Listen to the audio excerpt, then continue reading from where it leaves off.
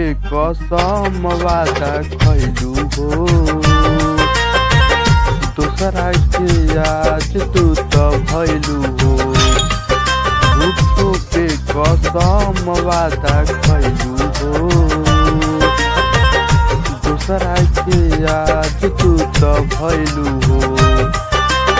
हम तो बहवावतानी लोर के, हम तो बहवावतानी लोर के।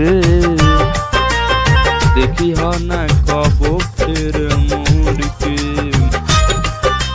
जाता रे त काहे दिलवा तोड़ के।